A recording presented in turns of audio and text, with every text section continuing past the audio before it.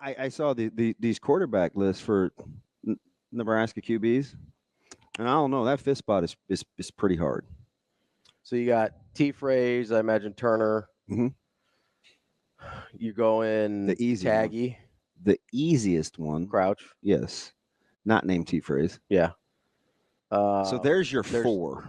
And Taggy's the fourth? Yeah. Yeah, so Taggy, Turner, Tommy, Crouch is your four. Yeah. After that, you're like open for business? I'm way open for business. And the only way I would get to winning a national championship is if it was a tie. Yeah, tiebreaker. The fifth is hard, man. The fifth is hard. I was talking to, I can't remember. Like, could you really say with a straight, convincing face that, like, no, Zack Taylor? No, you couldn't debate that. I couldn't.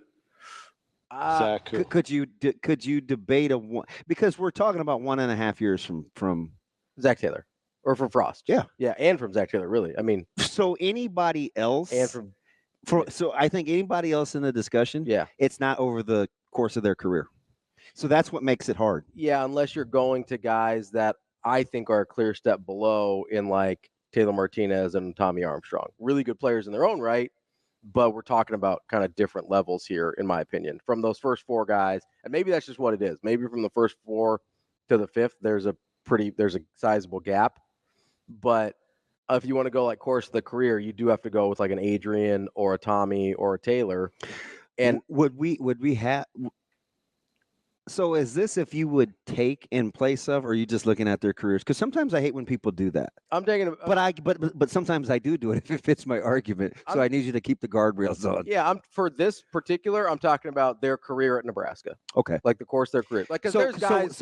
There's guys I would take. Would you do the flip flop thing? Which in what sense?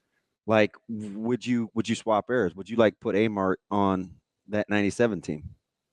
Ooh, that's an interesting question. You know what I mean? Yeah. Because if that's the case, shoot, that may be a no-brainer. Because Adrian is more dynamic than Frost was. He was, when healthy, yeah. Martinez was incredible. He gets no burn for how dynamic he was when he was healthy because he wasn't healthy very much. True. And playing around that level of talent as opposed to what he was dealing with when he actually played, I think would dramatically change how we viewed him. So then I started looking at everybody else's 1.5 year span. Who'd you come up with? It's hard. It's really hard. I could make the argument in terms of productivity that Joe Gans had one of the best 1.5 year spans of anybody. So I have a ton of respect for Gans. Somebody sent me a photo. It was like from 15 or 16. We played in this Celebrity All-Star game for Marty, the Prez, down at Warner. And yes. Yeah. Thank you. Do you want to play the rest of the categories with me? Yeah. Sure. No, let's not. Cordero? Yes. Storm Chasers? Yes. And I thought Gans stole the show. Really? Yeah. I remember I told somebody, I think it's my first or second bat, and the field was close and hit one out and was feeling pretty good. Like, oh yeah. Fudge. Watching Gans. He and Terrence was really, really good too. But he didn't have to start. He just was kind of my man could swing it. But Gans was incredible. He could pick it. He could swing it. He's got nice hoop game. Yeah. He was good at football. I'm a and I like him as a person. Yeah. I'm a big Gans guy. Yeah, he kind of gets forgotten because of where his career fell. But I mean, if you're just going 1.5 year stretches. But isn't that what it boils down to? Unless you want to take one of the recent 4-year guys. Like, unless you want to take, like, hey, body of work, whatever. Those guys probably didn't win enough for it to matter. Taylor, you can make the argument, was closest. Martinez, not Zach. Well, you talk about a 1.5 year sample size. Right. But then he was... And by the way, why did BTN play the Wisconsin? Why did they play the 2012 game yesterday? I don't know. I was watching the Olympics. What a debacle. It was not great. He did have that one really cool run, though. I was like, it is not optional. This is where I left and walked back to the post-game radio show from Lucas Oil. Like, it was a good, I don't know, it was an 18, 19-minute walk. Yeah. Oh, yeah. Well, so you just did a lap around the stadium then, because that's about how long it took.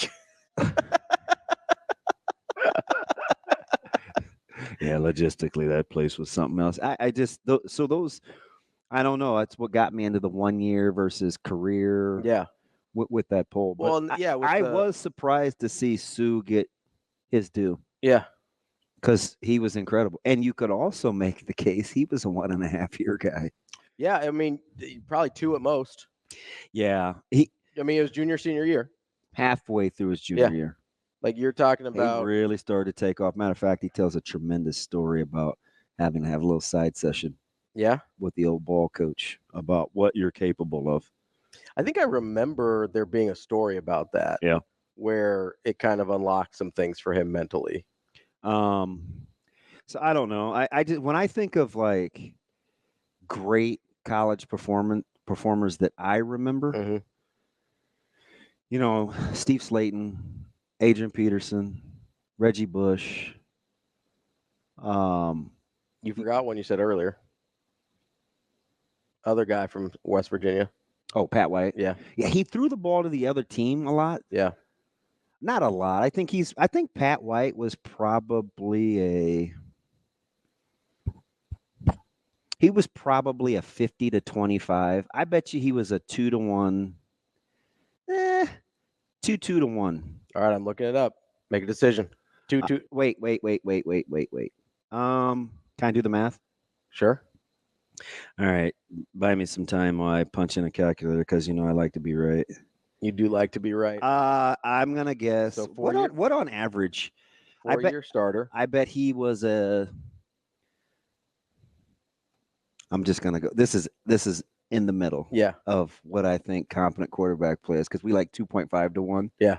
I'm gonna go 2.3 to 1. 2.3 to 1. Let me do the math here on what it actually is. And then give me the real. Did he have 50 touchdown passes? He did. Okay. You were really close on one of your guesses. Which one?